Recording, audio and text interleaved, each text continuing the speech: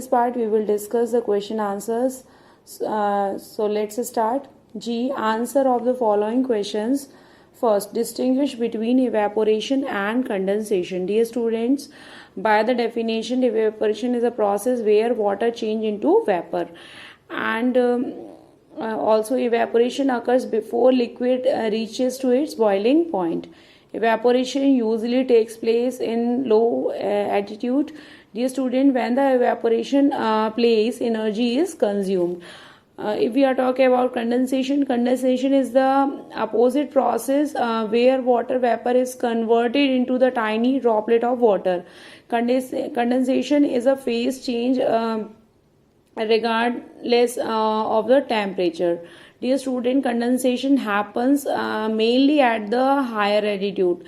Dear students, in the process of condensation, energy is released. So now you understand difference between evaporation and condensation. Now, dear student, come to the second question. You are given a mixture of flour, brine, and sand. How will you separate all the three components from this mixture? Question mark. Name the methods that can be used to separate the components of the mixture. Dear students, by the sieving, sedimentation, filtration, decantation, we separate these components from its mixture. Dear students, as we know very well, the method of separating the components of a mixture that have a different size by using sieves, that is called what? Sieving, dear students. Now come to the sedimentation, dear students. Now the dear students, sedimentation, the process of pouring out, the process of settle down of a heavier insoluble particle at the bottom of a liquid is called what? Sedimentation. Dear students, now come to the decantation. The process of pouring out a clear liquid from its vessels without disturbing the sediment is called what? Decantation. Dear students, one more is left, so we will discuss it also. Filtration, the process of separating insoluble substance from a liquid using a filter is called what? Filtration. So dear student, now you understood. Now come to the third. What are the, dear students, for detail also given page number 35, 36 and 37 in your book. Now dear student, come to the third. What are the different methods used to separate a solid mixture? Dear students, the different method is used to separate a solid mixture are hand picking, threshing, winnowing and sieving. Now come to the fourth one. What is a saturated solution? Question mark. With the help of an example, explain how you can prepare a saturated solution. Dear student, a saturated solution is a solution in which no more solute can be dissolved in the solvent. Dear students, with the help of an example or activity, you can also give the answer of this question.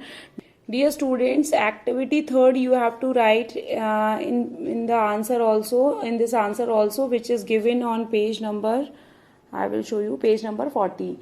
So you have to write these activity also. Clear, student? Now dear student, turn your page, come to the HOTS, H portion of this exercise, HOTS, high ordered thinking skills.